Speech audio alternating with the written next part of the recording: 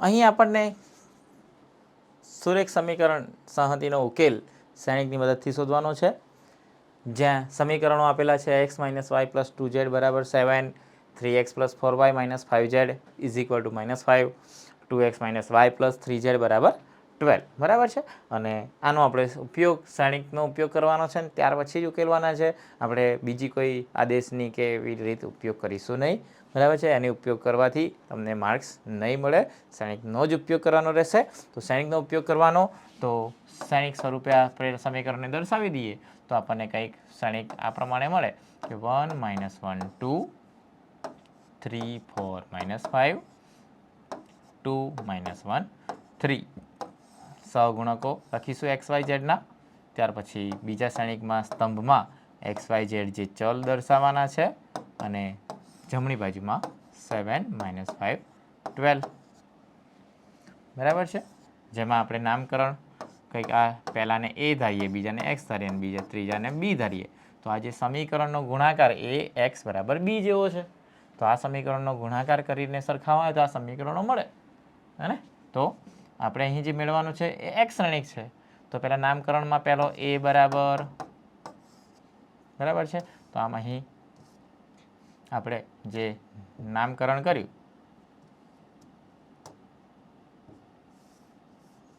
પહેલો એ, બીજો એક્સ અને ત્રીજો બી, એમાં એક્સ બરાબર એ ઇન્વર્સ બી પરથી આપણે એક્સ વાય ઝેડ ચલ શોધી શકીશું.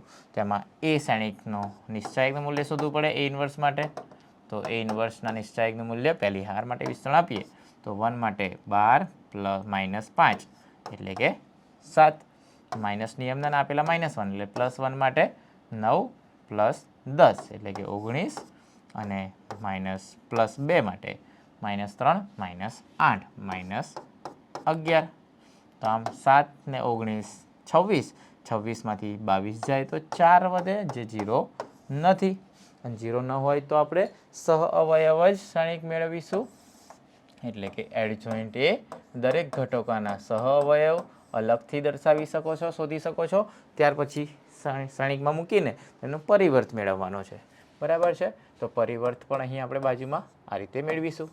તો દરેક ઘટકોના સહ અવયવ શોધવા માટે આપણે ઉપનિશ્ચાયક શોધી કાઢીએ પહેલાં. તો 1 માટે 12 - 5, ત્યાર પછી -1 માટે 9 + 10, તેવી રીતે 2 માટે -3 - 8. બીજી હારના ઘટકોમાં 3 માટે -3 + 2, તેવી રીતે 4 માટે લઈએ તો 3 - 4, 3માંથી 4 જાય તો -1, -5 માટે -1 + 2. તેમ ત્રીજી હાર માટેના પણ 5 - 8, જે -3 મળે છે. -1 માટે લઈએ તો -5, -6, -11, અને -1 માટે -5, -6, -11. ત્યારે 3 માટે 4 + 3 7. તો આ ઉપનિશ્ચાયક મેળવ્યા, પરંતુ ત્યાં તો સહઅવયવ હોવા જોઈએ. તો સહઅવયવ માટે તમારે શું કરવાનું? બીજું પદ, ચોથું પદ, છઠ્ઠું પદ અને 8મા પદ. પહેલું, બીજું, ત્રીજું, ચોથું, પાંચમું, છઠ્ઠું, સાતમું, આઠમું, 9મું. એમાં બીજું, ચોથું, છઠ્ઠું અને 8મા પદની નિશાની બદલી કાઢો એટલે બધા જ સહઅવયવ થઈ ગયા. અને તેનો પરિવર્ત મેળવવાનો. પરિવર્ત એટલે અનુરૂપ હારને અનુરૂપ સ્તંભમાં ફેરવવાની ક્રિયા. પહેલી હારને પહેલા સ્તંભમાં, બીજી હારને બીજા સ્તંભમાં, ત્રીજી હારને ત્રીજા સ્તંભમાં મૂકવાના, બરાબર છે. તો આપણો સહઅવયવ શ્રેણિક મળ્યો. અને હવે એ ઇન્વર્સ એટલે જ 1 / નિશ્ચાયક એ, જેનું મૂલ્ય 4 છે, ઇન્ટુ એડજોઇન્ટ એ, સહઅવયવ જ શ્રેણિક એટલે જ એડજોઇન્ટ એ. તો અહીં આપણે એ ઇન્વર્સ મળી શકે છે.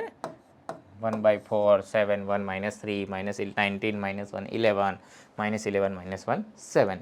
હવે આપણે જે શોધવાનું છે કે એક્સ બરાબર તો એ ઇન્વર્સ ઇન્ટુ બી થાય, તો પછી એ ઇન્વર્સ 1/4 ઇન્ટુ એડજોઇન્ટ એના ઘટકો શ્રેણિકમાં જ દર્શાવીશું, અને ત્યાર પછી બી શ્રેણિક અહીં દર્શાવવાનો રહેશે. તો બી શ્રેણિક જેના ઘટકો 7 - 5 12 છે.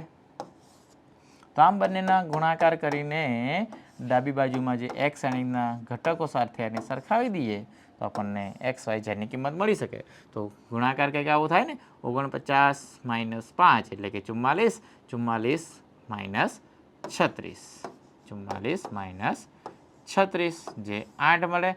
8/4 એટલે તો 2 થશે.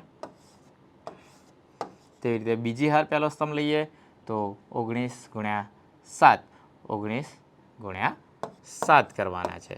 બરાબર છે.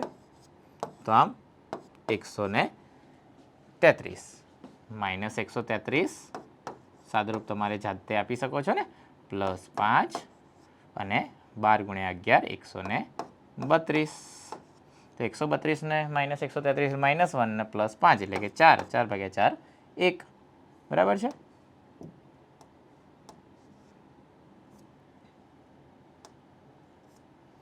ચાલો, તો તેવી રીતે ત્રીજી હાર પહેલો સ્તંભ લઈએ તો -77 +5 અને 12 × 7 = 84. તો આમ 77 - છે અને 84 છે. તો એવું કહી શકીએ કે ત્યાં -7 વધે. -7 ને +5, અચ્છા 7 છે ને, 77 ને 84, 84 બાદ કરો એટલે આપણને અહીં 7 મળે. +7 ને 5 12 થશે અને 12 તો 1/4 હતા જ. તો આપણે એમાં પણ ભાગાકાર કરી દીધો ને, તો 12/4 અહીં છેલ્લું પદ 12/4 મળે જે 3 મળશે. તો આમ 2, x = 2, y = 4 અને z = 3 એમ આવા પદો અહીં મળે છે.